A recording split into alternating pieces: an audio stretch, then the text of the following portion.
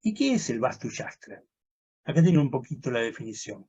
Vastu es construcción, hábitat. Shastra sería conocimiento, sabiduría. Algunos lo toman de una manera, otros de otra. Yo lo tomo como la sabiduría del buen habitar. Esto es una arquitectura muy importante donde nos brinda la sabiduría del buen habitar. Y acá tenemos nuestro realmente arquitecto universal, Vishvakarma, el artesano que fabricó la arquitectura divina a pedida de Brahma. En el pensamiento hinduista, Vishvakarma es considerado el arquitecto de los dioses. Es el dios de la visión multidimensional y la fuerza suprema que puede predecir con anticipación en qué dirección se moverá la creación.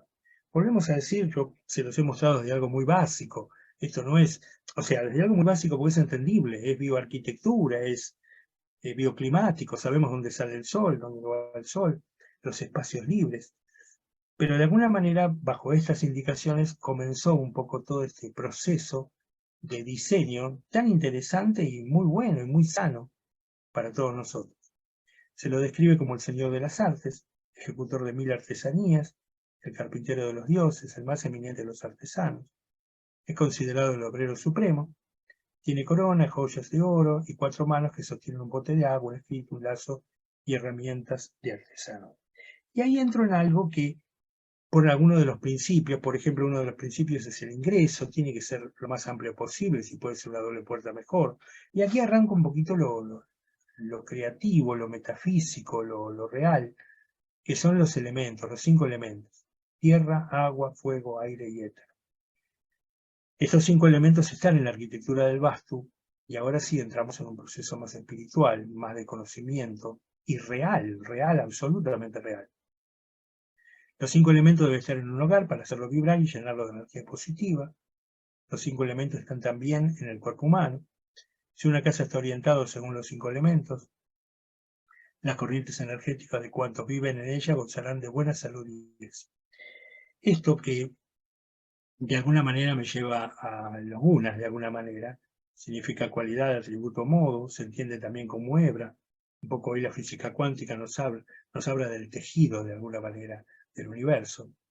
Y esto tiene que ver con siempre tratar de llegar a la luz, al equilibrio, a la madurez, a la pureza, a la conciencia, a la armonía. Estar de alguna manera con las rajas que tienen que ver con los cambios, con los movimientos. Ahora lo vamos a ver en un plano directamente, ¿no? En el este, oeste, norte y sur, un poco para entender un poco lo que es la arquitectura védica y la forma del vasto. Y lógicamente lo que nos tira para abajo, la pereza, el materialismo, el estancamiento, la inercia, la oscuridad, la tristeza. Es decir, la idea es siempre empezar a ir en un giro positivo hacia lo que sería la luz, un poco la armonía. Y para eso vamos a repasar un poquito Oriente y Occidente. Las 4 energías y las 5 energías. ¿Qué nos decía la cultura occidental? Y bueno, creían en los 4 elementos, los presocráticos: el fuego, el aire, el agua y la tierra. La astrología moderna sigue utilizándolos. Todos nosotros que de alguna manera vivimos en el Occidente, sí sabemos de qué signo zodiacal somos. Si somos de fuego, si somos de tierra, si somos de aire, si somos de agua, y se le colocan de alguna manera distintos condicionantes que son muy reales. Chequéenlo y van a ver que sí. El tema de los temperamentos, de alguna manera después, que fueron usados por Hipócrates cuando describía el cuerpo humano, asociándolo con los 4 humores. El sanguíneo es el aire, el fuego es el colérico, la bilis la melancolía y la flema el flemático, y acá tenemos los temperamentos. Y esto también, cuando en la arquitectura nos enseñaron, nunca nos enseñaron quién era nuestro cliente. Y nosotros tenemos que saber que nuestros clientes, a veces, algunos pueden ser muy melancólicos, el 60% de su personalidad es melancólica, pero después tiene también de colérico, de sanguíneo.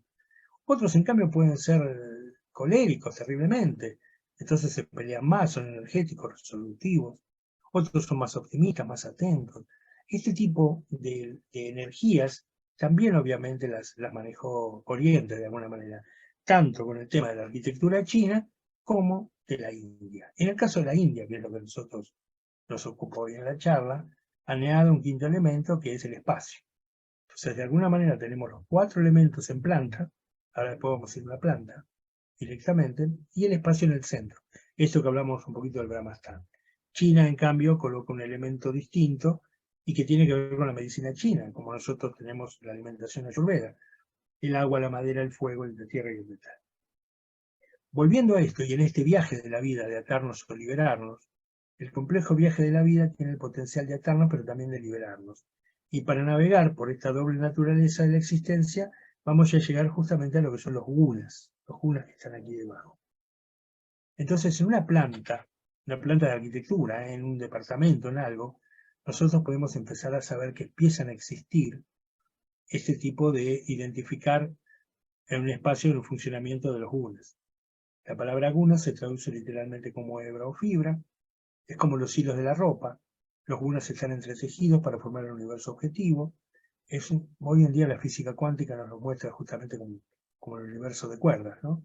Filosóficamente, la teoría de los gunas explica de qué está hecho el universo y cómo se manifiesta a sí mismo como mente y materia. Y cuando avanzamos un poquito en esto, ya empezamos a colocar dónde está el sattva, de alguna manera, que está ubicado en el noreste, lo que tiene que ver con rajas, lo que tiene que ver con rajas y lo que tiene que ver con tamas.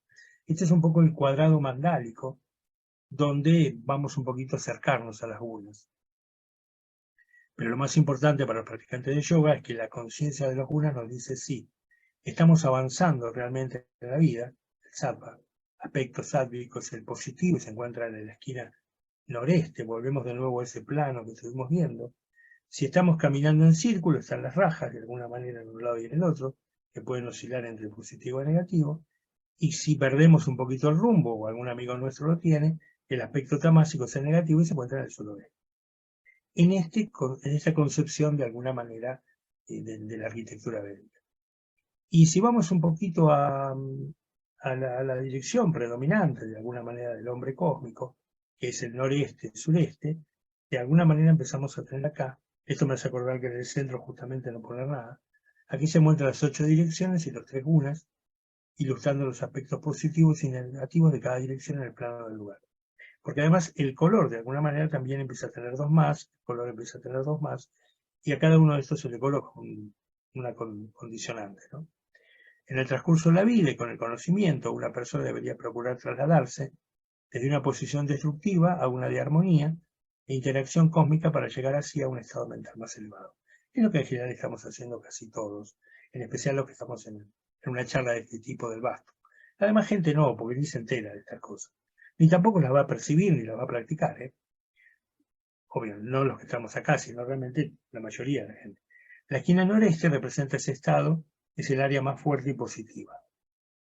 Sigo avanzando un poquito más y ya le voy colocando a este plano, de alguna manera, que estamos haciendo, cuando empecemos a trabajar desde el punto de vista qué tendría que estar en ese lugar. O, ojo, cuando estoy hablando de este plano puede ser una casa, pero eso puede ser una habitación, el estudio donde están en este momento, la cocina donde están, y entonces lo van pasando por todo este tipo de trabajo, y al fin y al cabo también es bioclimático, porque este es el noreste, donde sale el sol, va por el lado del fuego, por eso están las rajas acá.